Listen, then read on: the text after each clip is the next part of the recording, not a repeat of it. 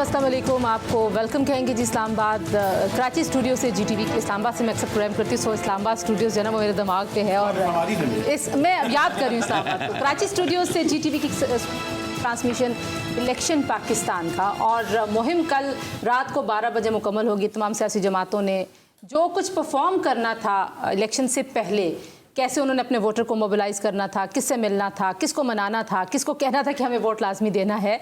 इस वक्त सिर्फ जो कैंडिडेट्स हैं वो वादे नहीं कर रहे होते, बल्कि वोटर्स भी वादे कर रहे होते हैं, बरादरियाँ वादे कर रही होती हैं, बरादरियों के बड़े वादे कर रहे होते हैं। तो वो सारा सिलसिला तो कल 12 बजे कानून के मुताबिक मुकम्मल हो गया। लेकिन ज़ाहिर है जो मीडिया की ड्यूटी है, जो सिक्योरिटी के इंतज़ामात करने वाले लोगों की ड्यूटी है, जो इलेक्शन कमीशन का काम है, वो जारी है।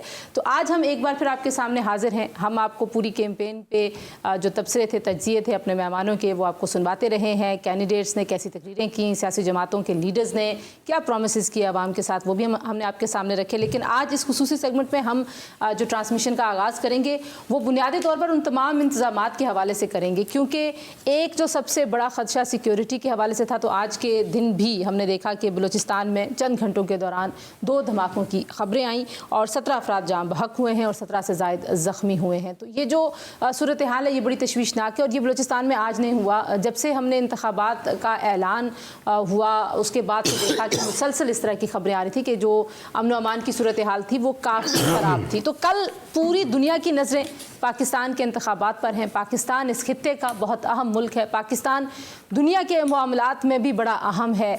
कभी तो ख़ुद उन मामलात में दुनिया ने पाकिस्तान को अपनी फ्रंट लाइन स्टेट बना के रखा है। पाकिस्तान की अहमियत इस वजह से भी है और पाकिस्तान उस खित्ते में है जहाँ पे एक बहुत बड़ी इकॉनमी मर्ज हो रही है, जहाँ पे एक नई सुपर पावर जो है वो अमेरिका को टक्कर देने की तैयारी करी, यानी कि चाइना जो हमारा दोस्त है, और फिर इंडिया एक और बड़ी इकॉनमी इस खित्ते में। तो पाकिस्तान के इलेक्शंस बहुत अहम हैं। हम इन इलेक्शंस की अहमियत इस खित्ते के हवाले से, इस मुल्क के हवाले से और जो इंतजामात अब तक इलेक्शन कमीशन ने किए हैं, जो सिक्योरिटी के इंतजामात हैं, आज उसका एक जायज़ा आपके सामने पेश करेंगे ताकि कल जब हम आपके सामने आएँ तो हमें और आपको सबको मालूम हो कि जो इंतजामात हैं वो कहाँ कैसे किए गए हैं और क्या आज का जो दिन है, जो बड़ा दिन होगा कल का, उस दिन में कैसे इन इंतजामात में खुदा न खास्ता अगर कोई किसी किस्म की भी कोई रुकावट डालने की कोशिश की जाती है, किसी किस्म का कोई ख़तरा मंडलाता है, तो उससे कैसे निपटा जाएगा। मेरे साथ मौजूद हैं जनाब मुजाहिद बरेलवी साहब, मारूफ सहाफ़ी, तजियाकार, किसी तारुफ के मोहताज। अमीर अब्बास साहब उनके साथ मौजूद हैं, जीटीवी के हमारे senior league, senior journalist, anchor person. हमारे साथ रिजवान जाफ़र साहब मौजूद हैं, हमारा पाकिस्तान प्रोग्राम करते हैं जीटीवी पे। रिजवान आपका भी बहुत शुक्रिया। ज़िले हैदर साहब जो कराची की सियासत की नब्ज़ है, उसकी नब्ज़ शनासी इनको आती है, ब्यूरो चीफ़ हैं यहाँ पे, और उसके बाद हम जाएंगे इस्लामाबाद स्टूडियोज़ भी। इस्लामाबाद स्टूडियोज़ में ख्वाजा मतीन साहब हमारे सीनियर एनालिस्ट मौजूद हैं, जिनको आप रेड जोन में देखते हैं। सबका बहुत शुक्रिया। मैं सबसे पहले तो ज़िले आपकी तरफ आऊँगी। बहुत सारी वीडियोस इंटरनेट पे सर्कुलेट कर रही हैं कि किसी ने पहले से बैलेट पेपर उठाए हुए हैं, कोई कह रहा है मोरे हैं। आपको लगता है कि इलेक्शन कमीशन के इंतजामात इतने फुल प्रूफ हैं कि इस तरह का कोई सामान इधर उधर नहीं हो सकता? देखें, इंतज़ामात ये जो अभी किए हैं और जो हम देख रहे हैं वो काफ़ी बेहतर है इंतज़ाम। लेकिन जो वीडियोस आप देख रही हैं इंटरनेट पे आ रही हैं उसमें से बेशतर जो हैं वो फेक और पुरानी वीडियोस हैं, जिस पे लोग बगैर सोचे समझे उसको फॉरवर्ड कर देते हैं, जो कि एक गलत तरीका है जिसकी जितनी भी मजम्मत की जाए वो कम है। तो इंतज़ामात इलेक्शन कमीशन की जानिब से कर दिए गए हैं और दावे भी बहुत किए गए हैं कि हमने बहुत अच्छे इंतज़ामात किए हैं। सिक्योरिटी भी लगाई है, जो हसास पोलिंग स्टेशंस हैं वहाँ पे नफरी भी लगाई है, रेंजर्स की, पुलिस की। और आज फ्लैग मार्च भी हो रहा है हर तरफ, हर शहर में फ्लैग मार्च तमाम एसएसपीज़ ने अपने इलाकों में किया है और बाकायदा मीडिया को इनवाइट भी किया कि वो आके देखें हमारे इंतजामात, जबकि ये नहीं होना चाहिए। जो इंतजामात सिक्योरिटी के होते हैं वो अंडर द टेबल होने चाहिए, ताकि अगर कोई इस तरह का वो दिखाई नहीं जाता, हाँ, इरादा रखता है तो वो उसमें कामयाब ना हो सके। बहरहाल कल का इलेक्शन है, आई होप कि वो पुरअमन होंगे और लोग निकलेंगे वोट डालने के लिए। अच्छा जी, तो अमीर अब्बास साहब, 14,90,000 तकरीबन इंतखाबी अमला है और हमने पाकिस्तान में बड़े मनाजर देखे हैं, यानी कि आरोज़ी गायब हो गए, धुंध आ गई। हाँ, धुंध आ गई। ये तो वैसे भी धुंध वाला मौसम है, इस दफा आएगी भी तो इस मौसम में क्या होने वाला है? अंधेरा ना आ जाए। इस मौसम में इन इंतजामात को देखते हुए आपको आप क्योंकि बार बार लफ्ज़ इस्तेमाल करें झुर्लू, तो मैं इसलिए पूछ रही हूँ कि इन इंतजामात को देखते हुए भी उसका अंदेशा मौजूद रहेगा? देखिए, असल इंतजामात तो हैं ये वाले। अच्छा, हाँ, इलेक्शन के को कैसे करना है मैनेज, असल इंतजामात है ये वाले।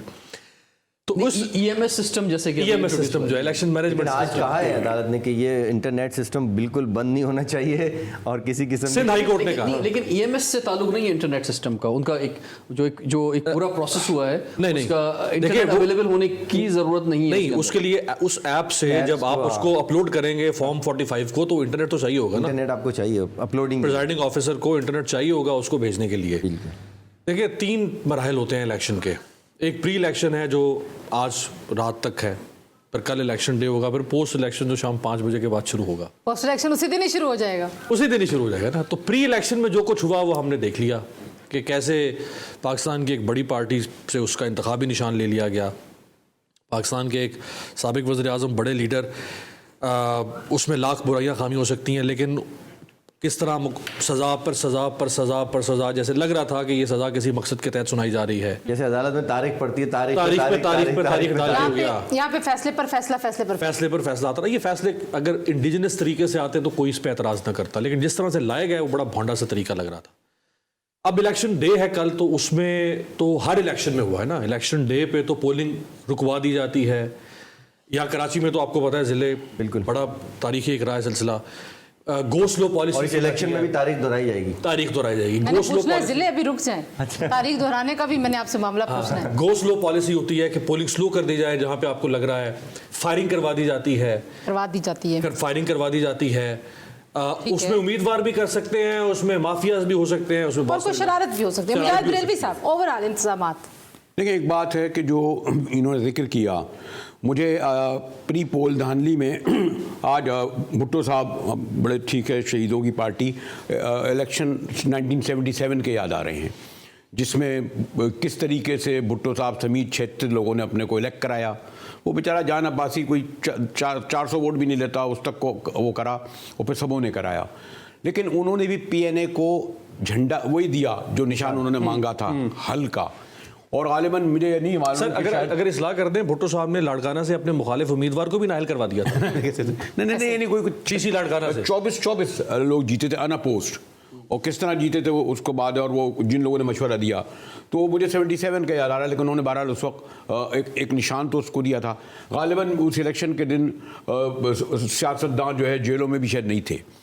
आज ये मैं जो 1977 की तारीख इंतहाई, वो फिर भी एक कह लें बड़े वो लोग थे ब्यूरोक्रेट, ज़्यादा अक्लमंद, वो दोहराई जा रही है। और प्री पोल यही होता है ना। ये जो इलेक्शन कमीशन कह रहा है कि जी हम इलेक्शन के दिन करेंगे, क्या इलेक्शन कमीशन की ये जिम्मेदारी नहीं कि वो ये देखे कि तमाम उम्मीदवार बराबरी की बुनियाद पर उन्हें फैसिलिटेट किया जा रहा है? क्या उनके दफातर खुले हैं? दफातर सील हुए ना लाहौर में, क्या वो ये नहीं देख रहे कि उम्मीदवार वहां से क्यों रूपोश हैं? ठीक है, उनकी जिम्मेदारी है कि नहीं? उनकी जिम्मेदारी थी कि वो कोर्ट में पेश करते, उन्हें मौका देते। इलेक्शन कमीशन कहते, जिस तरह के इस्लामाबाद हाई कोर्ट ने कहा जब ये शोएब शाहीन और 2 लोग गए कि जनाब हमें हरासा किया जा रहा है, तो उन्होंने मना करा, यानी कम से कम ये इलेक्शन कमीशन की जिम्मेदारी थी कि वो हर उम्मीदवार को अगर उसके खिलाफ कन्विक्ट नहीं हुआ है, कन्विक्ट करके तो जेल भेजें, उसको हाजिर करते। अच्छा। इसके मायने प्री पोल रिगिंग की जितनी हो सकती थी वो आज तक तो हो गई। आप कह रहे हैं जो प्री पोल के इंतजामात थे उसमें इलेक्शन कमीशन नाकाम है। आपकी राय में ख्वाजा मतीन साहब, आप कैसे देखते हैं इन तमाम इंतजामात को जो इलेक्शन कमीशन ने किए हैं, फिर सिक्योरिटी के इंतजामात हैं?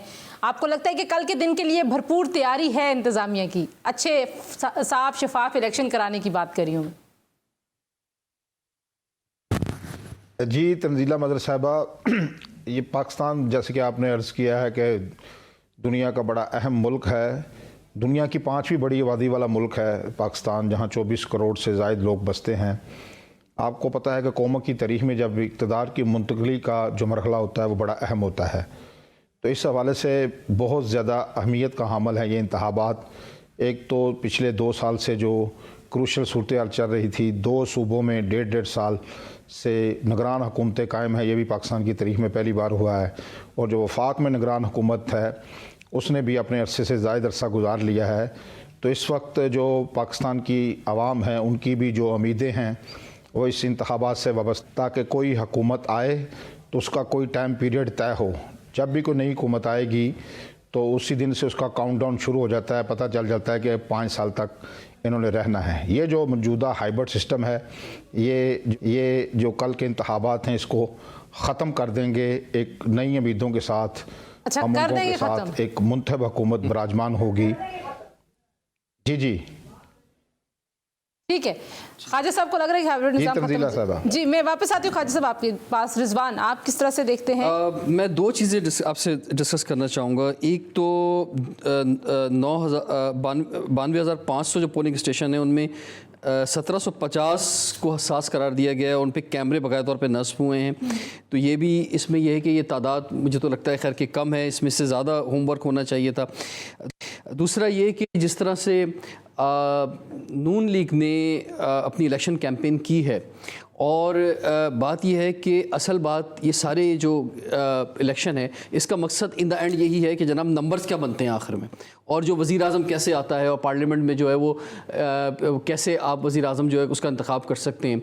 तो उसमें जो प्री इलेक्शन काम था वो किया गया है। अब अगर वो जिस तरह से वो प्लान किया गया है, अगर वो प्लान कामयाब हो जाता है, इम्प्लीमेंट हो जाता है, तो हमें चीज़ों को फिर पॉजिटिव भी देखना होगा कि पाकिस्तान के अंदर जो है वो ये सियासी इंतशार जो है और ये डेली की बुनियाद पर जो महाजर आई है जिससे हमारी इकॉनमी यहाँ पे पहुँची है वो ख़त्म हो। अच्छा, लेकिन अमीर अब्बास साहब, मुजाहिद साहब जो बार बार बात कर रहे हैं कि जो प्री पोल में होना चाहिए था इलेक्शन कमीशन का किरदार, शायद उन्होंने वो नहीं निभाया, और कुछ मिसालें भी दे रहे हैं। आपको लगता है कि ये एक बिटरनेस आ गई इलेक्शन से पहले ही, और इलेक्शन के दिन भी वो रिफ्लेक्ट करेगी हलकों में? जी बिल्कुल करेगी। देखिए ना, इलेक्शन कमीशन ने किसी भी पार्टी के इंट्रा पार्टी इलेक्शन को कभी भी इतना सीरियस नहीं लिया जितना उसने एक पार्टी के इंटर पार्टी इलेक्शन को लिया। पार्टी से खुद भी कभी सीरियस नहीं लिया। पार्टी ने खुद भी, बिल्कुल आप सही कह रही हैं। हम नहीं जानते कि पार्टियां होती हैं। ये कैसा इत्तेफाक है कि मुफ्ती महमूद की 1980-81 में कहीं उनका इंतकाल हुआ है, सिर्फ और मौलाना फजल रहमानी पिछले 50 साल से मुंतखब हुए आ रहे हैं, नवाज शरीफ साहब भी मुंतखब हुए आ रहे हैं, मरियम नवाज को सीनियर वाइस प्रेसिडेंट बना दिया जाता है, चीफ ऑर्गेनाइजर। 1 इंच कभी उन्होंने सियासत नहीं की जिंदगी में। इधर से पीपल्स पार्टी में वही खानदान चले आ रहा है, सारी पार्टीज का ये सिलसिला है। सिवाय जमात इस्लामी, इमरान साहब भी ऐसे, इमरान साहब इसी तरह से आ रहे हैं। तो इमरान साहब को तो ठोक दिया ना, बाकियों को भी तो ठोकना चाहिए था ना। इमरान साहब का तो जो कर्मा करना था कर दिया। जो बाकियों का नंबर आएगा तो उनको भी कर देंगे। वो फिर जब जरूरत पड़ेगी तो अब करेंगे नहीं ना। आना नंबर। अच्छा, इसी तरह पार्टी फंडिंग केस है, तो वो भी इलेक्शन कमीशन का किरदार है कि उसने किसी से नहीं पूछा कि भाई तुम्हारे पैसे कहां से आ रहे हैं, कहां से। एक ही पार्टी, फिर ये जो कैंपेनें चल रही हैं, अच्छा एक आपको पता है कि बजट होता है कि आप इससे ज्यादा बजट खर्च नहीं कर सकते नेशनल असेंबली का, ठीक है। ये किस पूछा इलेक्शन कमीशन ने कि ये अखबारों में एड्स आ रहे हैं 40-40, 50-50 लाख रुपए का, ये बता रहे थे कल इतने का ऐड लगता है फ्रंट पेज के ऊपर। वो किसी मेहरबान ने लगा दिया, अच्छा, अकाउंट से पैसे नहीं। अच्छा, ये 200 अरब की डोनेट किया, डोनेशन होगी वो। तंजीला 200 एक अरब मिनट की रुक फिगर। जाइए, ब्रेक से वापस आते हैं जी। आई नो कि ये मामला ऐसा है इलेक्शंस का, जितने चार्ज कैंडिडेट्स और वोटर्स हैं वैसे ही मीडिया के स्टूडियोज में भी वही माहौल एंकर्स और जर्नलिस्ट का है। तो वापस आते हैं ब्रेक के बाद, हमारे साथ रहिए।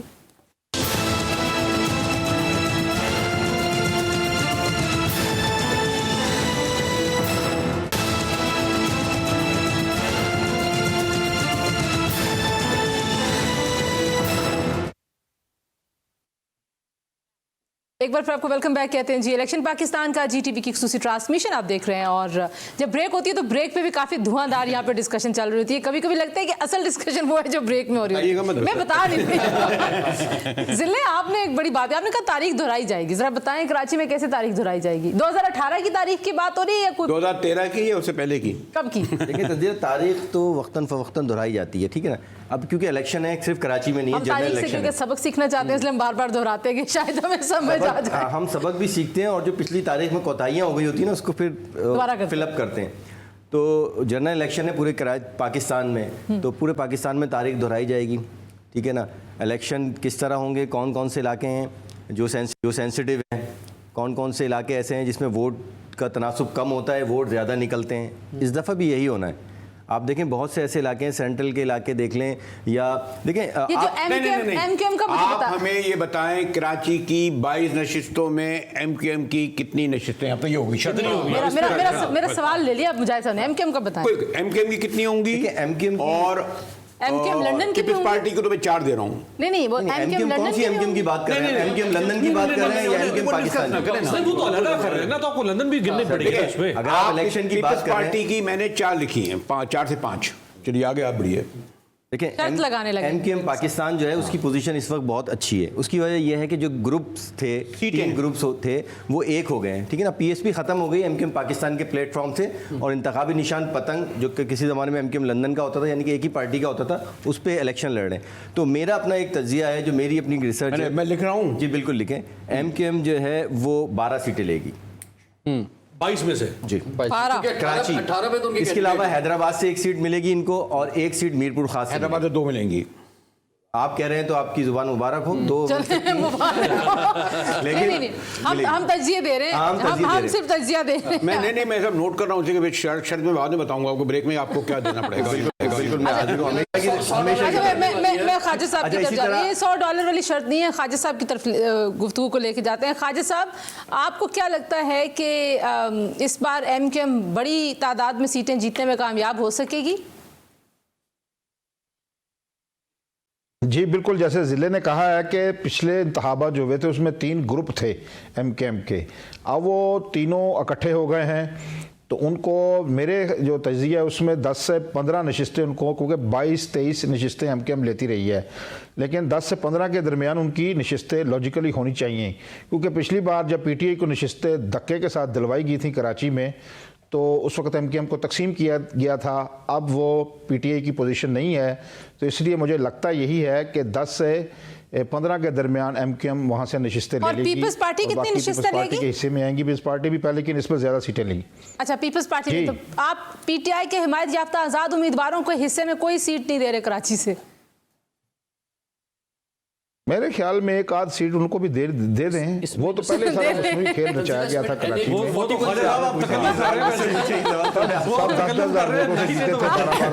रंजीला, ये सवाल भी आपको मुझसे जी, पूछना मैं वापस आ रही हूँ। मुजाहिद रेली साहब, रिकॉर्डिंग सेव रखना भाई।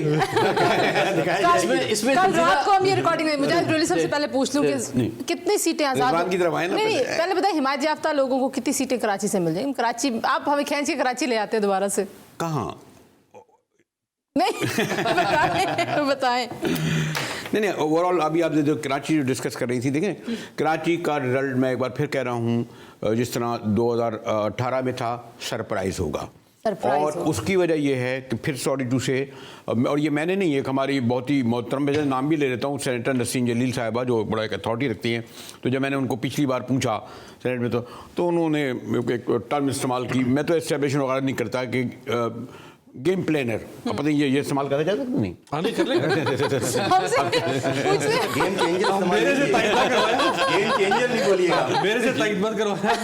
तो ये अभी मेरे ख्याल में उस पर वर्क जारी है कि कितनी नशिस्तें उन्हें मरकजी हुकूमत बनाने के लिए, अगर नून लीग बना रही है तो उन्हें कितनी चाहिए। ठीक है, गैर जरूरी तौर पर क्यों छेड़छाड़ करें? नहीं, पीटीआई के जो मैं तो आपसे कह रहा हूँ कि पीटीआई को 12-14 नशिस्तें दी गई थी कराची से 2018 में। अब कितनी लेंगे वो? अभी पूछ रही है आजाद पीटीआई के हिमायत याफ्ता को कितनी मिलेगी? वो कितने लेंगे? 2-4 हल्कों में जीत जाएंगे? नहीं जीतेंगे। लेकिन ये जो जिस तरीके से उनसे पूछ रहे हैं कितनी, तो आप भी बताएं ना। मैं इसीलिए कहता हूँ कि जनाब, जिन लोगों ने ये मशवरा दिया, अगर उन्हें निशान दे देते तो ये होता ना कि हमें पता होता है अली जैदी, और पूछते कि अली जैदी तुमने बताओ काम क्या किया, तुम गायब कहाँ थे? मैं ये कह रहा हूँ कि आप, यही तो है ना कि silent majority, silent voter, silent candidate, independent candidate more dangerous than known. जिले क्या पोजीशन है जो हिमायत याफ्ता है? लेकिन पहले सॉरी, रिजवान ने कुछ कहना। रिजवान, आप मैं सिर्फ ये शेयर करना चाह रहा था कि कुछ सीट्स जो हैं वो उसमें बड़ा कांटे के मुकाबले हैं कराची के अंदर। जैसे कराची की बात करें, जैसे एक हमेशा से बड़ी मशहूर रही, यानी 250 या 241 इस वक्त हो गई है, तो उसमें खुर्रम शेर जमान हैं, उसमें डॉक्टर फारूक सत्तार हैं, ये डिफेंस क्लिफ्टन की जो सीट है, मिर्ज़ा अख्तियार बेग हैं पाकिस्तान पीपल्स पार्टी से। तो उसमें एक क्योंकि वो आरिफ अलवी साहब उसको 2 दफ़ा जीत चुके हैं, फिर ज़िमनी में भी जो है वो पीटीआई के पास गई, तो अभी भी है कि पीटीआई के वहाँ पर जीतने के चांसेस हैं। मुकाबला पीटीआई वर्सेस एमक्यूएम है, बिल्कुल, और वहाँ पे जो है वो पीटीआई के है। इसी तरह से जो NA 242 बल्दिया की जो सीट है, उसमें फैसल वाडा जो जीते थे। अब ये है कि लेकिन बाद में जो है वो कादिर खान मंदूखेल साहब या जो भी मतलब शहबाज शरीफ साहब के, लेकिन वो ज़्यादा उसमें था, 11,500 वोट लिए थे, 2000 वोट्स का फ़र्क आया था आखिर में दोबारा रिकाउंटिंग के अंदर। तो वो सीट भी जो है उसको भी देखना होगा। तो 22 सीटों में 12-13 जो है वो एमकेएम की तरफ जाती हुई नज़र आ रही हैं। 6 सीटें मैं समझता हूँ पीपल्स पार्टी की तरफ जाती हुई नज़र आ रही हैं, और 2 सीट्स जो है अभी हाफिज़ नईम रहमान साहब सर्वे मैं जमात इस्लामी शेयर कर रहे हैं कि जनाब उनको वो नंबर 1 है। उसके बाद MQM ने भी एक सर्वे शेयर कर दिया जिसमें वो नंबर 1 है। तो ये सर्वे की जो मुख्तलिफ इदारे होते हैं ना, हर एक अपनी मर्जी का सर्वे उठा देता है। मेरा सर्वे मेरी मर्जी। ज़िले हैदर, पहले तो मुजाहिद साहब की बात का थोड़ा सा मुझे इख्तलाफ है कि वो जो बार बार कह रहे हैं कि PTI के हिमायत याफ्ता, वो हिमायत याफ्ता नहीं, आज़ाद उम्मीदवार को कह रहे हैं ना आपकी हिमायत याफ्ता नहीं है। उन्होंने जो अपने पम्फलेट या उन्होंने जो अपनी वर्किंग करी है उसमें उन्होंने प्रॉपर लिखा है कि वो PTI के उम्मीदवार हैं। वो हम और आप या दूसरे लोग ये कह रहे हैं। अच्छा, निशान की बात पे भी मैं आ रहा हूँ कि देखें, नहीं, लेकिन ये टेक्निकली बात बड़ी अहम कर रहे हैं। हमें यहाँ बैठ के उन्होंने लिखा है कि हम PTI के उम्मीदवार हैं। वो जो कल इमरान खान के उम्मीदवार उन्होंने लिखा क्लियर। बैलेट पेपर पे मेरे घर पे भी पंफलेट आया है, बैलेट पेपर पे नहीं लिखा होगा ना। लेकिन बैलेट पेपर तो पहले ही छप चुके थे पाबंदी से पहले। नहीं, वो बात आप नहीं करेंगे, बात कहीं और जाएगी। लेकिन निशान सर, लेकिन मार्केटिंग को इमरान खान की तस्वीर के साथ मार्केटिंग हो रही है। मेरा वो उसी हवाले से जवाब तो सुने पहले। देखें, हम यहाँ बैठ के पूरे पाकिस्तान का तजिया कर रहे हैं, हमें नहीं पता कि पंजाब के किस इलाके में कौन सा खड़ा है, वहाँ का बंदा बता सकता है। लेकिन जो वोटर है ना इलाके का, जैसे मेरा इलाका है, मेरा जो हलका है जहाँ मैंने वोट देना है, और वहाँ मुझे पता है कि कौन खड़ा है, किस पार्टी का है, उसका निशान क्या है। बिल्कुल ठीक है। अगर उसका निशान बैंगन है या उसका निशान बोतल है या सीढ़ी या विकेट है तो मुझे पता है कि वो किसका उम्मीदवार है। अगर मैंने तीर को वोट देना है तो मुझे पता है पीपल्स पार्टी का कौन सा उम्मीदवार खड़ा है। तो आप अगर हल्के वाइज बात कर रहे हैं तो जो वोटर, अगर आप इमरान खान का वोटर जिस हल्के में है ना, तो उसको ये भी पता है कि इमरान खान का उम्मीदवार कौन है, उसका निशान क्या है। बात करें ना, वो ये था कि बहुत सारे क्योंकि आज़ाद उम्मीदवार हैं, तो एक कंफ्यूजन थी कि कुछ लोग एक जगह पे 2-2, 3-3 कह रहे थे कि मैं भी PTI का आज़ाद उम्मीदवार हूँ। फिर इन्होंने कोई अपनी फहरिस्त बनाई है। PTI ने अपना एक ऐप बनाई है, उसमें आप अपना हल्का नंबर डालें, ठीक है ना, NA का या PS का, उसमें पूरी डिटेल आ जाएगी कि आपके इलाके से कौन। लेकिन उसमें जिले वो तो एक निस्बतन पढ़ा लिखा शख्स या निस्बतन जो मोबाइल से मुतारिफ शख्स है वही देख सकता है ना। जी। मेजॉरिटी जो है वो तो इससे वाकिफ नहीं है। वर्कर तो हैं, पाबंदी इमरान खान पे या PTI पे लगी। अच्छा जी, जो पढ़े लिखे वर्कर हैं, आपको पता है कि PTI का सोशल मीडिया अब तक की तमाम सियासी जमातों में सबसे आगे, नंबर 1 है। अच्छा जी, 2 अहम ऐलानात और भी हैं जिस पे बार बार बात हो रही थी और लोगों को यकीन नहीं है, लेकिन PTA ने एक बार फिर कहा है कि कल इंटरनेट बंद नहीं होगा। और लाइट जी, और लाइट और बिजली का मैं नहीं कह सकती, वो तो के इलेक्ट्रिक से पूछना पड़ेगा क्योंकि हम तब कराची में। आपने यकीन कर लिया PTA की बात पे? मैं पूछ रही हूँ आपसे। नहीं, अब इस पे आप पूछ रही है, बता रही है। ये तंजीला जिले वो तंजीला जिला ये कहते थे कि मैं बहुत ही उसका कमिटमेंट का और निश्चित आदमी हूं। मैंने 12 बार सिगरेट छोड़ी, 12 बार पी रहे थे उसको। तो ये PTA वाली बात ये है कि ये जो बात कह रहे हैं ये ऐसे ही है कि लेकिन सिंध हाई कोर्ट के चीफ जस्टिस का भी ऑर्डर अब तो आ गया हुआ है। क्या होता है ऑर्डर? हाँ ठीक है, ऑर्डर तो पहले भी बहुत आए हैं। ऑर्डर पर डिसऑर्डर भी हो जाता है। क्या आपके दोस्त जो है जस्टिस निगरान वज़ीर आला ने नहीं पूछा कि आपने 5000 ब्लाइंड जो है FIR कैसे काट दी? अब वो आपके भी दोस्त हैं ब्लाइंड FIR। सर आपके मुझसे ज्यादा गहरे दोस्त। नहीं, अब छोड़िए। पुराने दोस्त अब नहीं। मेरा सवाल है। मैं यहाँ पे ये भी एक चीज़ और भी है कि जाहिर है हम पोलिंग स्कीम्स के ऊपर जो तरीक़ाकार होगा, हम बार बार ये कहते रहे कि आपको बहुत कमिटेड हज़ारों की तादाद में आपको वहाँ पे अपने वर्कर्स और पोलिंग एजेंट्स और वो सारी चीज़ें चाहिए कि आप उस सारी एक्सरसाइज को इलेक्शन के वोट डालने फिर गिनती तक रुकने का अमल मुकम्मल कर। आपको लगता है कि जो आज़ाद उम्मीदवार हैं उसमें बहुत सारे नए लोग हैं जो पहली बार इलेक्शन की एक्सरसाइज में जा रहे हैं, फिर एक मुनज़्ज़म जमात भी मौजूद नहीं है क्योंकि जमातें तो मुनज़्ज़म हैं, उनके पास तो पहले का होमवर्क हुआ हुआ है, ये तो सब कुछ अब नए सिरे से करेंगे, तो आपको लगता है ये भी एक चैलेंज होगा? देखिए, इलेक्शन डे एक साइंस का नाम है। आप जितने घाघ सियासतदान क्यों ना हो, इलेक्शन डे को मैनेज करना ये एक साइंस है। आपको लोगों को निकालना भी अच्छा, अब अर्बन में शायद उस तरह से नहीं होगा, लेकिन देही इलाकों में या सबर्ब्स में आपको गाड़ियाँ अरेंज करना पड़ती हैं, आपको उनके लिए खाने अरेंज करना पड़ते हैं। अब जो कैंडिडेट्स खुद मैदान में नहीं हैं, वो रूपोश हैं या गिरफ्तार हैं, तो उनकी जो टीम्स हैं वो उस हद तक तो सरदर्दी नहीं ले सकती ना, या वो काम कर सकती उससे ज़्यादा हो। देखिए ये एक रिलेटिव होगी। नहीं, मैं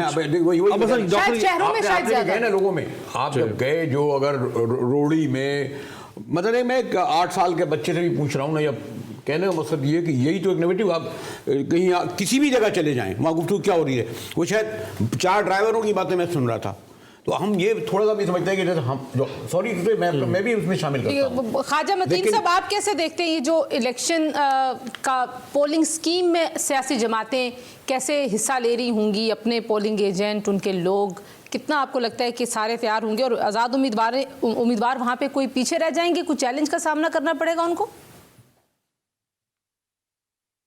जी तंजीला मदर साहबा, बात यह है कि बिल्कुल दुरुस्त निशानदेही की आपने कि जो उम्मीदवार ही नहीं मिल रहे, जो कानून मीटिंग नहीं कर सके, तो उनको पोलिंग एजेंट कैसे मिलेंगे। मुझे ये कभी गुमान है कि जो पंजाब के बिलखुसूस बात करूँगा मैं, जो आज़ाद उम्मीदवार हैं पीटी के हमायत याफ्ता, वो अपने पूरे पोलिंग एजेंट भी नहीं बैठा सकेंगे। ओके, और उसका नुकसान क्या होगा? ये सिर्फ सोशल मीडिया पर अपनी कैंपेन चलाते हैं, कहीं फील्ड में नज़र नहीं आते। ठीक है, बात ठीक है, बिल्कुल ठीक है। नहीं ख्वाजा साहब, वो नजर आते नहीं है या बेचारे नजर कैसे आए? नजर आते हैं तो फिर नजर ही नहीं आते उसके बाद नजर कहां से आएगा? ब्लाइंड एफआईआर दाखिल हो सकती है। 500 आदमी मुजाहरा करे और 5000 ब्लाइंड एफआईआर भी एक जमात ज़ेरे ताब रही है।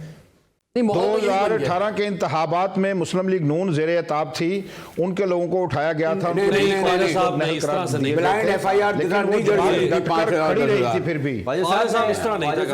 अभी जो पीटीआई के लोग हैं, अभी ये इनकी सियासी तंजीम नौ की तरफ जा रहे हैं। ठीक है, और जो खान साहब हैं वो भी अभी उनको सियासी लीडरशिप की तरफ जाएंगे। तो हमने ऐसी लीडर बनाने लोगों की मार कुटाई करके उनको सिखानी है सियासत। तंजीमें नौ और तरबियतें नौ, आप दोनों अल्फाज इस्तेमाल कर रहे हैं। ठीक है, जिले कुछ कहना चाह रहे हैं? जी, मैं ये कह रहा हूँ जैसा कि ख्वाजा साहब ने बताया कि पीटीआई के जो है कैंडिडेट नज़र नहीं आ रहे हैं, उनको पोलिंग एजेंट कहाँ से मिलेंगे। देखें, वोटर का ताल्लुक पोलिंग एजेंट से नहीं है। वोटर साइलेंट वोटर है, वो जाएगा और ठप्पा लगा के आएगा। वो अपने लीडर को लगाएगा, अपने कैंडिडेट को लगाएगा, अपने निशान पे लगाएगा।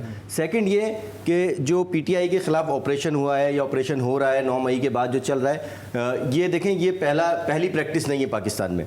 इससे कबल सबसे पहले आप देखें कि पीपल्स पार्टी के साथ ये केस हो चुका है। कई साल उन्होंने इस तरह के वाक़यात देखे। अब किस में ज़्यादा शिद्दत है, किस में कम है, ये फैसला बाद की बात है। इसके बाद एमक्यूएम के में ये ऑपरेशन हुआ 92 के बाद, ठीक है। उनके साथ सेम यही पोजीशन थी, ना उनके पास कैंडिडेट थे, ना उनके पास वर्कर थे, ना उनके पास ऑफिस था।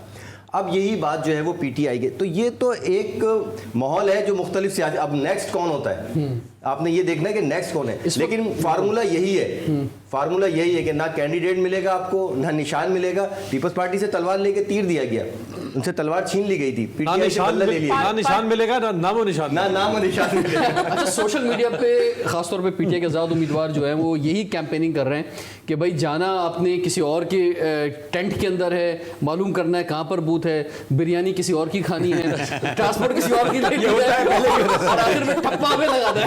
देखिए, इलेक्शन में हीरो जो होता है ना, इलेक्शन में हीरो वोटर होता है, कैंडिडेट नहीं होता। वो बादशाह होता है, वो बोलता है कि सब जो है इसको गाड़ियां भी भेज रहे हैं, बिरयानी भी दे रहे हैं। कैंपेन से याद है, मैं तो कल एक छोटी सी नैप लेने की कोशिश कर रही थी, तो एक कॉल से जाग गई और आगे से आवाज आई कि मैं मियां मोहम्मद नवाज शरीफ बोल रहा हूँ।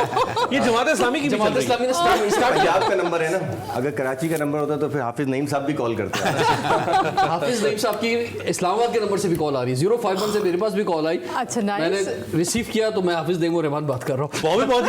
वहां से कॉल करवा रहे हैं यहाँ पे। मेरा ख्याल है कि वो 051 का नंबर इसलिए इस्तेमाल कर रहे होंगे कि जरा इंपॉर्टेंट कॉल है। इस्तेमाल इसलिए नहीं करेगा, आप नंबर दे देंगे ताकि पकड़ा जाए। अच्छा, मैं एक चीज और ऐड करूंगा, ब्रेक के बाद ऐड करें। ये बस एक छोटी सी बात कि जो पॉम्फलेट की बात है, क्योंकि पीटीआई के आज़ाद उम्मीदवार जो हैं वो किसी ना किसी तरह तौर पे लोगों के घरों के अंदर जो है पॉम्फलेट अपने भेज रहे हैं। इवन मेरे घर पे भी आया। अच्छा। और आपने क्या लिखा, आपने जवाब क्या दिया उनको? जवाब क्या दिया सर, बैल बजाई उन्होंने और देखे चले गए, कुछ और भी डालने चले जाते। वर्किंग हो रही है इसका मतलब। शायर ने कहा था, कासिद के आते आते खत एक और लिख रखूं मैं जाएंगे जवाब में। यहाँ पर एक ब्रेक लेते हैं, न्यूज़ ब्रेक है, न्यूज़ ब्रेक के बाद वापस आएंगे। हमारी ट्रांसमिशन इलेक्शन पाकिस्तान का जारी है, कहीं मत जाइए, स्टे ट्यून टू GTV।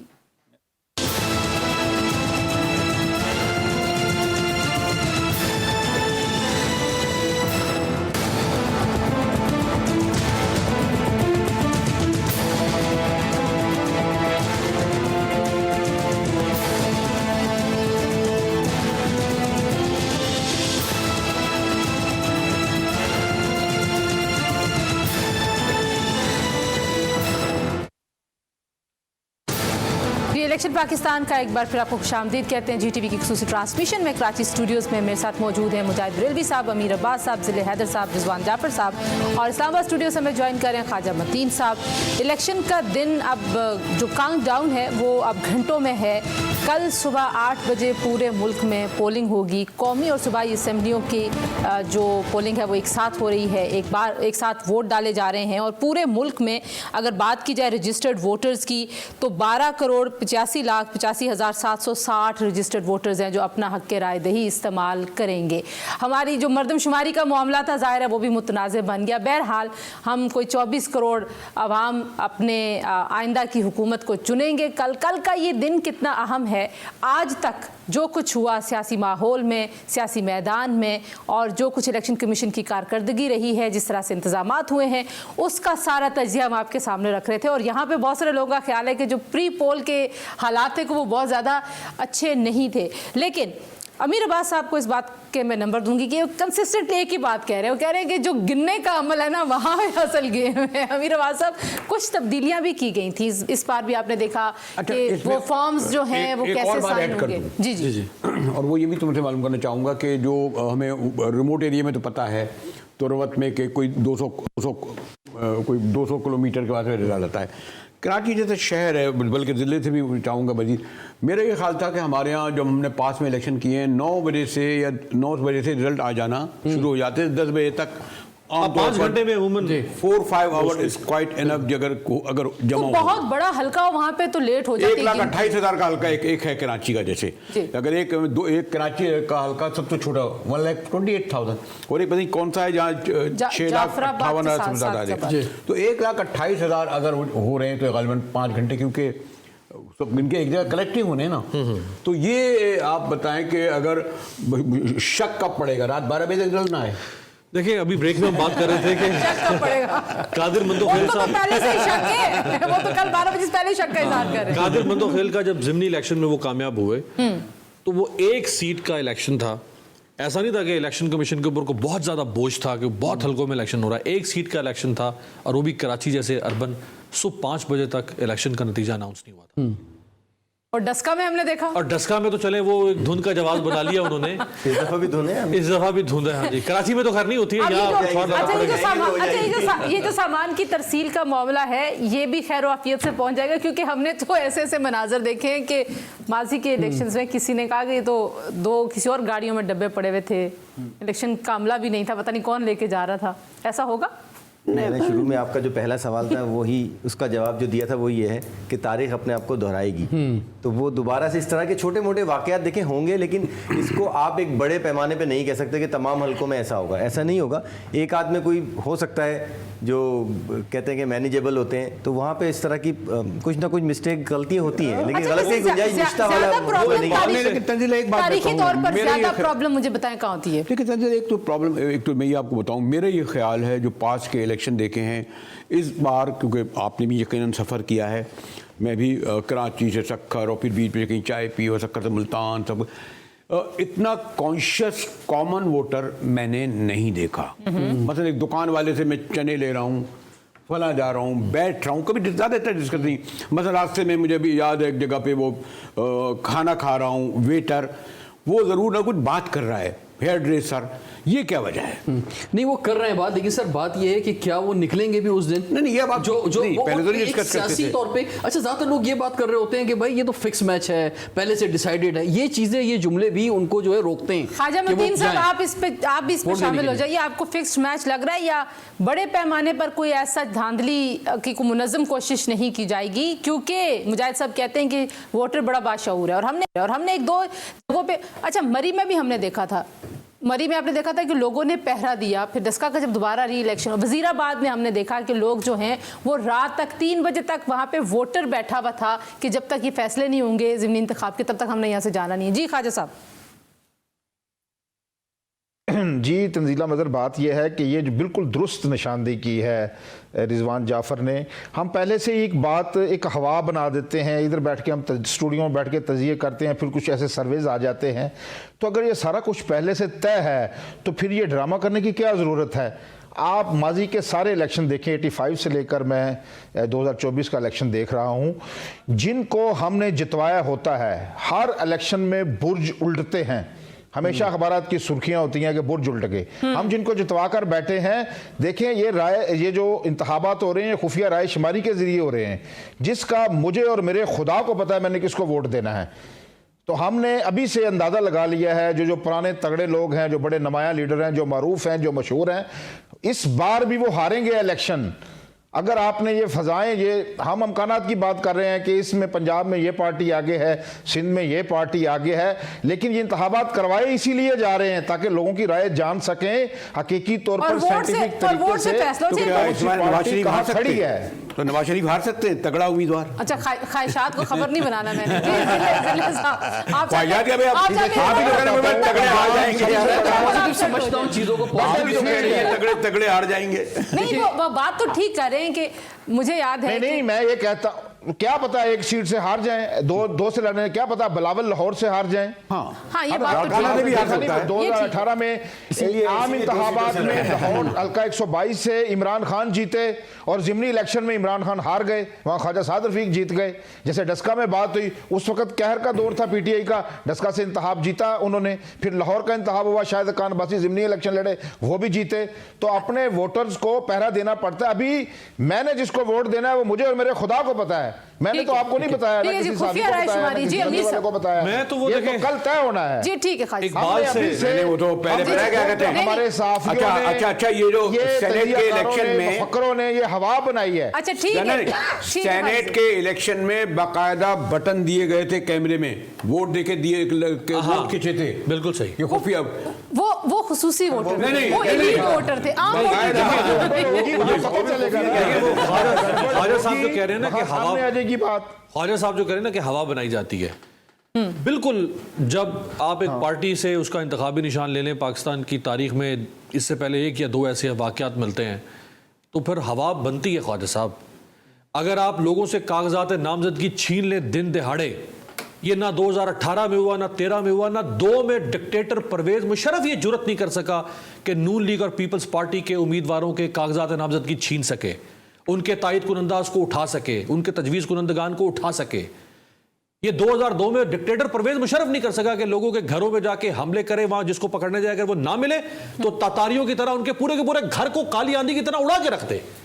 ये काम वाकई नहीं हुआ। ये जब ये होगा तो फिर हवा बनती है। लेकिन जो कुछ हुआ है यहाँ पे, जो 9 मई हुआ, नहीं, उससे पहले जो ये क्या बात नहीं, सुन लेना, जो उससे घर में नॉर्मल करेंगे 2014 तो फिर 12 में का इल्जाम है, क्यों फिर आज क्यों फारिग कर देते हैं? ये क्या बात एमक्यूएम को फारिग किया था, अभी तो उन्होंने बताया। नहीं, ये क्या बात है? फिर पाकिस्तान तोड़ने का इल्जाम जुल्फिकार अली भुट्टो पर है। देखिए, भुट्टो को भी 2014 में सिविल नाफरमानी बिल फाड़ना, एसएसपीज को मारना, ये कोई जवाब नहीं है। ये कोई जवाब नहीं। आपने मना ये कोई, आप जस्टिफाई कर रहे हैं इस बात को? नहीं, जस्टिफाई नहीं करी, जस्टिफाई कर रहे हैं। मैं कह रही हूँ कि ये जो कुछ हो रहा है इस पाकिस्तान, ये ऐसा ही होता था पहले। फिर हर घर में 9 मई होगा तो बस ठीक है, फिर ऐसे ही होता फिर था। मैं दुआ मांग दूं कि इमरान खान वापस आए, वो ये करे, फिर मैं आपसे पूछूंगा कि ये ठीक हो रहा था। इमरान खान ये करके गए हैं। नहीं आएगा दोबारा करेगा, फिर कहेंगे ठीक हो रहा है। किसके साथ नहीं किया? अगर इमरान खान सर, अगर इमरान खान वापस आ जाता है, ठीक हो रहा था, ठीक हो रहा है। अगर इमरान खान वापस आ जाता है लम्हे के लिए, पार्टी के लिए, अगर जो कुछ लोगों के साथ हो रहा है मैं उसको जस्टिफाई नहीं कर रही हूं। जस्टिफाई तो नो हमेशा कंट्रास्ट तब लाया जाता है जब जस्टिफिकेशन होती है। नहीं, मैं ये कह रही हूँ कि जो इमरान खान साहब ने भी किया, तो भाई वो ये वो क्या, देखो हद थी ना। तो फिर जो वो हद नहीं थी जो 1981 में ज़ियाउल हक लेकर आया जनरल जिलानी की गोद में नवाज शरीफ को, हाँ, वो भी हद थी। वो हद नहीं थी। वो भी हद जब जुल्फिकार अली भुट्टो को कन्वेंशनल मुस्लिम लीग का जनरल सेक्रेटरी बनाया अयूब खान ने, वो हद नहीं थी। पाशा लेकर आए थे इमरान खान को गोद में, क्या ये गलत नहीं था? वो भी गलत था। तो फिर कहें कि अयूब खान ने जब और जनरल बाजवा जो सब कुछ कर रहे थे वो भी गलत था। वो भी गलत था नहीं, तो सारी जर्नलों की गलतियां, सियासतदान की गलतियां कोई नहीं है। अब आप उधर चले जाएंगे। ऐसे बात से कट्टी मारते नहीं होती है भाई, किसी की बात को कर रहे हो ना। की मर्जी के फैसले नहीं कर रहा था। ये सारे चूचे क्यों ख्वाजा हैं? साहब, ये बाजवा को जो एक्सटेंशन दी इमरान खान के अलावा बाकी 2 लोगों ने, उनके बारे में क्या कहना चाहेंगे हम? हम थे उस वक्त, कौन था? मैं था। मेरे पर मेरे चैनल ने दबाव डाल के मेरी ट्वीट्स डिलीट करवाई बाजवा के खिलाफ। ऑफर कर रहे थे, बाद में पता चला कि खान साहब ताहयात ऑफर कर रहे थे उनको, कहता आप आर्मी चीफ जी, वापस आएं जी इलेक्शन की तरफ भी। हम इस बहस में ये किसकी गलतियां सबसे हुई है, मेरा ख्याल है कि वो जो शाहिद खान अब्बासी एक बार बात करते हैं ना, पाकिस्तान को ट्रूथ एंड रिकंसिलिएशन कमीशन की जरूरत, जिसमें सारे बैठे, जिससे जो कारनामे सर अंजाम दिए, जो गंद डाला है इस मुल्क में, इसकी सियासत में, वो माने और मान के उसको। कौन नहीं, एक ही सियासतदान है जो नहीं बैठता। वो सारे आए ना जी, सबको लेके आना। अच्छा वैसे कल मिफ्ता साहब ने, आप अच्छा कह रहे हैं कि खाकान अब्बासी साहब को तो प्राइम मिनिस्टरशिप कबूल ही नहीं करनी थी जब उनके कायद को सजा दी गई थी। उन्होंने तो जाकर अडियाला जेल में एहतजाज करना था, क्यों नहीं उन्होंने भाई? अच्छा उनके कायद को गलत नाहल किया गया, पार्टी से निकाला गया। कल हमारे साथ मिफ्ता साहब तो उन्होंने एक बड़ी अहम बात की और वो कहते हैं कि जो भी आएगा, जो भी हुकूमत बनाएगा, मियाँ साहब अगर आते हैं तो उनको तमाम सियासी जमातों को बिठाना पड़ेगा तो मामला आगे बढ़ेगा। नहीं, वो इस मूड में नहीं है। आपको लगता है नहीं बिठाना वो मैं अपने मुखालिफ की रिहाई के लिए 4 लाख नहीं उनके साथ इत्तेहादी है ना, कल से रिहा करवा रहे हैं। बोर्ड है, इत्तेहादी है ना उनके। ठीक है तंजीला, बात ये है कि बिल्कुल बैठना पड़ेगा, क्योंकि हम देखें एक 75 ईयर्स की एज है नवाज शरीफ साहब की, 3 दफा वजीर आजम रहे। नहीं वैसे अभी 75 में भी वो 70 के हैं, इतना भी उनको नहीं यार ऐसी बात नहीं है। ना, ना, ना, अभी 74 जवान 75 के हैं यार। 1949 उनकी वो है अपना जो एयर ऑफ बर्थ है, 1949। चले खैर वो एज से कुछ नहीं होता। बात ये है कि वो जिस जगह पर हैं, जिस पोजीशन पर हैं, अब बात वो पाकिस्तान को आगे लेके चले। हमें अब चीज़ों को पॉजिटिव भी देखना होगा। ये डेली की बुनियाद पे 85 से तो आ रहे हैं सर, और यार 85 से आ रहे हैं ना। आपके पास कोई चॉइस नहीं है 81 से सर, 81 से इस वक्त जो सूरत हाल है, नहीं, आप कहते कह रहे हैं चॉइस नहीं है। कहाँ चॉइस है सर? मुझे बता दें आप ये कहाँ चॉइस है इस वक्त? इस वक्त आपके सामने यही चॉइस रख दी गई है 85 ना। में कौन की चॉइस थी? 85 में क्या हुआ था? गैर जमाती जो पार्लियामेंट बनाई गई थी। भाई मेरा ख्याल है कि उम्र और तजुर्बा ये वाहिद क्राइटेरिया नहीं होना चाहिए, ना होता लेकिन इस मुल्क में अगर किसी ने कोई डेवलपमेंट की है, इंफ्रास्ट्रक्चर की डेवलपमेंट की है, तो जाहिर है उसका बहुत सारा जो क्रेडिट है वो नवाज शरीफ की हुकूमत को वो जाता है। बार बार पावर में आते रहे ना।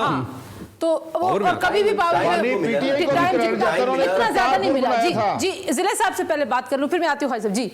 देखिए बात होती है टाइम की। अभी जैसे पीपल्स पार्टी के जो मुखालफिन है वो कहते हैं कि पीपल्स पार्टी 15 साल से सिंध में हुकूमत कर रही है, उन्होंने क्या दिया? ठीक है, तो इसी तरह उनके पास टाइम, नवाज शरीफ के पास टाइम मिला और उन्होंने उनको ग्राउंड भी बिल्कुल ओपन मिला। जैसे कि अमीर साहब ने कहा कि भाई उनको हर चीज की सपोर्ट हासिल थी, मशीनरी की भी थी, तो किसी और को भी ओपन मिला, पूरा वन सबको पेज मिला मिला ना, सबको मिला। तो अब जितनी बातें इसीलिए हम लोग 25 साल में दूसरी बार इंतखाब में हिस्सा ले रहे हैं। जितनी बातें हम लोग कर रहे हैं 2002 में इंतखाब में हिस्सा लेने नहीं दिया बैकडोर पे गया, जो लोग हैं 2007 में नहीं लेने दिया गया। तो ख्वाजा साहब 2002 में सजा याफ्ता थे ना, 2002 में 13 साजिश केस में सजा याफ्ता थे, डील करके बाहर चले गए कि मैं सियासत में हिस्सा नहीं लूंगा। यही रहते, बैठे रहते कैदी नंबर 5 से 4 बन के। हिस्सा तो नहीं लिया ना, और सर बाहर चले के कैसे लेते ना? आज अगर वो गलत था 13 साजिश केस, तो आज अगर खान का गलत है तो उस वक्त ये भी गलत था ना। नहीं, 13 साजिश केस, 13 तो 13 को तो रोका गया, 13 की तो हकीकत है ना। वो मैनिपुलेट केस नहीं था, वो मैनिपुलेट केस नहीं था। नहीं तो कैदी बन के रहते हैं ना, गुस्सा है जनरल मुशर्रफ को, उन्होंने हुकूमत का तख्ता गौस अली शाह कहते हैं कि मैंने देखा कल मियां साहब मुझे मिले जेल में, मैंने देखा, मैं अगले दिन मियां साहब ने कलफ वाले कपड़े पहने हैं, उसके बाद ये एक इंटरेस्टिंग चीज है यार। अच्छा, नवाज शरीफ और शहबाज शरीफ साहब का जिक्र हो रहा है, तो ये मेरे पास एक खबर भी थी, ये बड़ी इंपॉर्टेंट है कि जो शरीफ बरादरान है वो NA 128 में उनका वोट है, डाल ही नहीं सकते, वो शेर को शेर ही नहीं डाल सकता। और वहाँ पे ऑन चौधरी हैं, तो ये सारे तीनों जो हैं तीनों को किसको डालना पड़ेगा? क्या नाम है? ऑन चौधरी, बैगन को डालना पड़ेगा, उकाब नहीं थाली को डालना पड़ेगा। ये जानबूझ के कर रहे हैं, उकाब ये जानबूझ के कर रहे हैं, थाली और बैंगन। लेकिन हमने इस पूरी डिस्कशन में औकाब का जिक्र नहीं किया। इस्तेकाम पाकिस्तान जो कि एक एंटी ग्रुप के तौर पे सामने आया और अलग पार्टी बनाई 9 मई के बाद, उनका जिक्र नहीं किया। वो भी कराची के मुख्तलिफ इलाकों से खड़े हैं कैंडिडेट। थोड़े उनके लोग यहाँ तो इनकी कोई ऐसी 4 या 5 नजर नहीं है। महमूद मौलवी बड़े यहाँ से महमूद मौलवी वगैरह काफ़ी लोग खड़े हुए हैं। लेकिन बात ये कि देखें, अगर आवाम उनको रिजेक्ट करती है, पहले वो इलेक्ट होके आ चुके हैं, अगर आवाम उनको रिजेक्ट करती है तो फिर आप ये बात तस्लीम करें कि वोट जो है वो बानी PTI वो तो अगर उनको, क्योंकि वो ये कह के, क्योंकि उनकी टोटल कन्वेंस जो कर रहे हैं लोगों को वोट डालने के लिए, वो अगेंस्ट इमरान खान कर रहे हैं।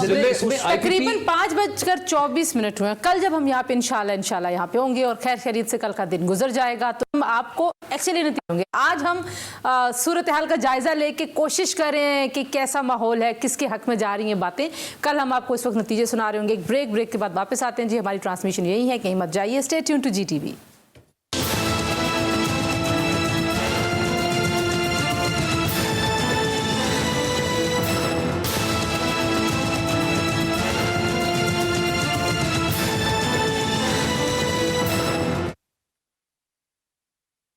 एक बार फिर आपको वेलकम बैक कहते हैं जी जीटीवी की ट्रांसमिशन इलेक्शन पाकिस्तान का जो कि कल होने जा रहा है और आप सब ने वोट डालना। अच्छा, पोलिंग एजेंट्स की बात हो रही थी तो ज़ाहिर है पोलिंग एजेंट्स बड़े अहम होते हैं।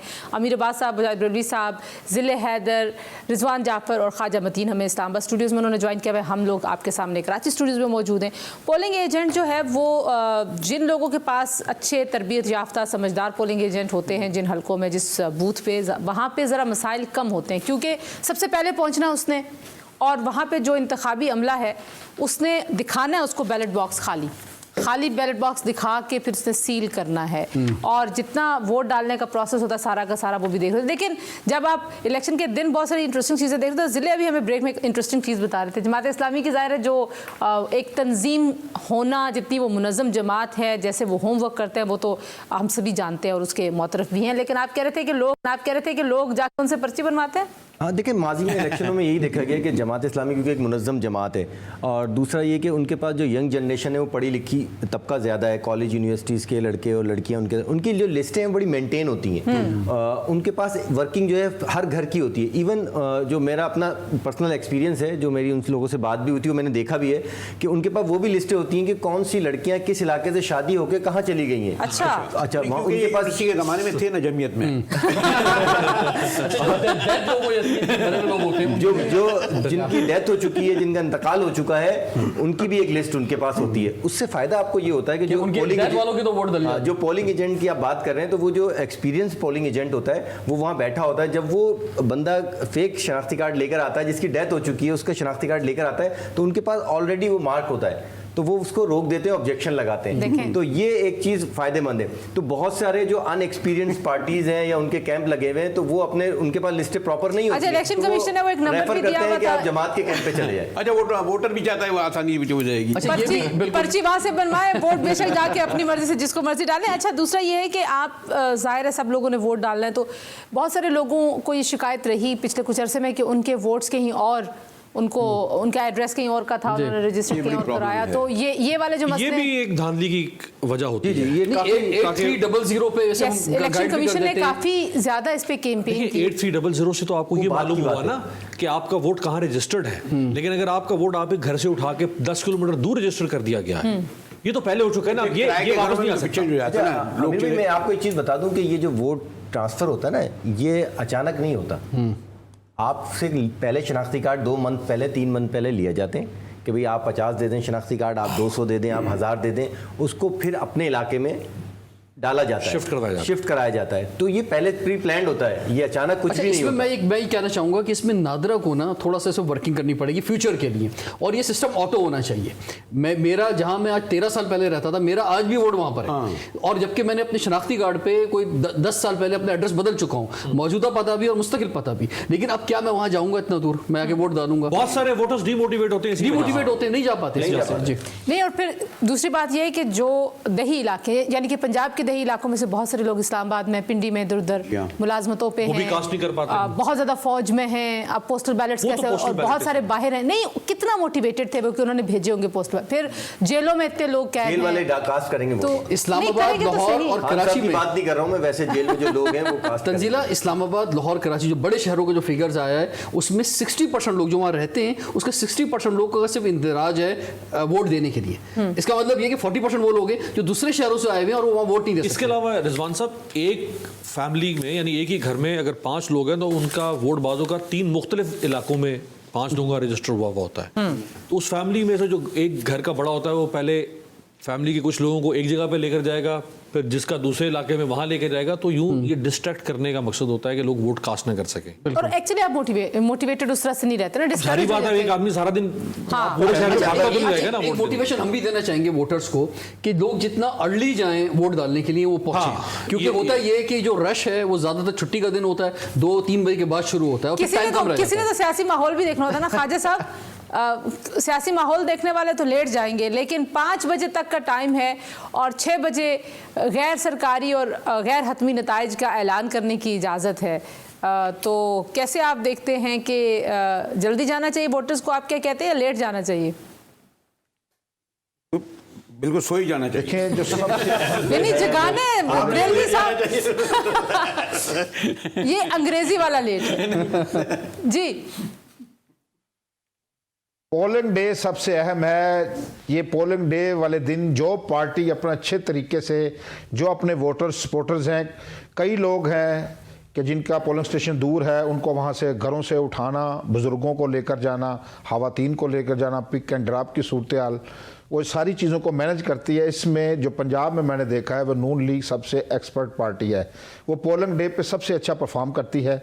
और जो भी पार्टियां हैं, मैं समझता हूं कि आज का दिन जो है, ये आज जो सहाफ़ी हैं, जर्नलिस्ट हैं, जो दानश्वर हैं, इनको मोटिवेट करना चाहिए। जो भी लोग हैं 24 करोड़, ये अगले 5 सालों का फैसला होने जा रहा है। आप तमाम लोग घरों से निकलें, ये कौमी फरीज़ा है वोट डालना, ठीक है। जिस शख्स की भी राय है, वो जिसको भी पसंद करता है नज़रियाती तौर पर, फिक्री तौर पर, वो वहाँ जाए और वहाँ जाकर अपना वोट पोल करे। अब हम सब की ये जिम्मेदारी है कि लोगों को फिर 5 साल में रोते रहेंगे, पीटते रहेंगे। अभी जैसे कह रहे हैं कि जी हमारे वोट अमीर अब्बास साहब के, एक बंदा वहाँ रहता है, उसका वोट वहाँ पड़ गया है।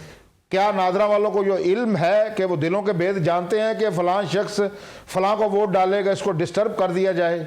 ये क्लैरिकल गलतियां होती हैं और लोगों को भी चाहिए, ये भी शऊर देने की ज़रूरत है। जैसे कहा गया कि मुख्तलिफ शहरों में लोग, बड़े शहरों में या छोटे शहरों से आए हुए हैं या देहात से आए हुए हैं, आप अपने वोट मुंतकिल करवा सकते हैं। इलेक्शन कमीशन ऐलान करता रहता है, सियासी शऊर की कमी की वजह से लोग काम पर वर्क नहीं करते। ये सबसे अहम मैं समझता हूँ आज का जो दिन है। ठीक है, तमाम लोग जो भी हैं, नौजवान हैं, बूढ़े हैं, खवातीन हैं, वो उनकी 5 साल किस्मत का फैसला होने जा रहा है। घरों से निकले और वोट जी ख्वाजा साहब, ठीक है, आपकी बात आ गई। ख्वाजा साहब तो मैं इसे कह रहा हूँ, ख्वाजा इतना नहीं होगा, हम लोगों को सिर्फ 1.5 साल इंतजार करना पड़ेगा। 5 साल के कह रहे हैं, इंतजार करते रहो, फिर रोते रहोगे। आप ख्वाजा साहब 5 साल वाली कहानी खत्म हो गई है, 2 साल काम जल्दी इंतजार करना, 1.5 साल 2 साल नहीं सर, मैं तो समझता हूँ कि पाकिस्तान जिस जगह पर है, इसको एक मुसलसल एक सियासी इंतशार से बचना होगा। हमारी जो इकॉनमी की हालत है, जो मुल्क में गरीब आदमी इस तरह डिस्टर्ब है, एक ऐसी हुकूमत की ज़रूरत है कि जो कंसेंसस के साथ एक सबको साथ लेकर जो है वो आगे बढ़े और मुल्क जो है वो अपनी पटरी पे आ सके, क्योंकि अब बहुत हो चुका। मतलब कि वो 3-4 साल जो है ना, वो बहुत माजराई हो चुकी है। इसके लिए ज़रूरी है कि तमाम लोगों को पार्टिसिपेट करने की इजाज़त दी जाए, ताकि लोग अपनी मर्जी का कैंडिडेट है उसे चुन सकें, ताकि जो समझ सकता है कि ये मेरा ये लीडर है, आगे बढ़ा सकता है। अच्छा, मेरा इसमें ये भी ख्याल है कि जितना वोटर बाहर निकलेगा, उतने शफाफियत के चांसेस बढ़ जाते हैं, क्योंकि आज के ज़माने में हर शख्स के पास मोबाइल है। पीटीए मुसलसल वादा कर रही है कि कल इंटरनेट कोई शार्क नहीं आएगी केवल वो खाने के लिए, कोई ऐसा सेटबैक नहीं होने वाला। इंटरनेट है, लोगों के पास फ़ोन है, और इंटरनेट ना भी हो, आपका फ़ोन जब है, ज़रूरत नहीं कि आपने उस वक्त अपलोड करनी है वीडियोस, तो आप तब भी बना सकते हैं ना। तो मेरा नहीं ख्याल कि ज़्यादा वोटर्स कभी ना कभी तो खुलेगा ना, कभी तो वीडियोस बाहर आ जाएगी, ठीक है। तो मुझे ये लगता है कि जितने ज़्यादा वोटर्स होंगे, उतनी ट्रांसपेरेंसी के मामलात बढ़ते हैं। जितना टर्नआउट अच्छा होगा, उतना बेहतर फैसला होगा, उतना बेहतर इलेक्शन। इकबाल का कोई शेर है जो अमीर साहब काफ़ी देर से सुनाना चाह रहे हैं। सुन ले सर। इकबाल नहीं, वो इकबाल से मैं तो माजरत के साथ कहने लगा हूँ। इकबाल ने तो कहा था कि वो बंदों को गिना करते हैं, तोला नहीं करते हैं। तो इस दफा वोटर जो है उनको तोला जाएगा, अच्छा, वोटों को तोला जाएगा, तोड़ों में रख के, गिना नहीं जाएगा। आपने मोटिवेट करना है अमीर अब्बास तो इसलिए बाहर निकले। क्या बात है, अमीर अब्बास बहुत ज्यादा बिटर हो गए हैं। जज्बात में बोला कि मैं तो समझा तोला नहीं जाएगा, तोड़ा जाएगा। मुझे अपने आप से शिकायत है कि मैं बहुत ज्यादा पॉजिटिव होता हूं। नहीं, देखिए, अभी हम अमेरिका में देख रहे हैं कि ट्रंप बहुत सारे केसेस का सामना कर रहा है।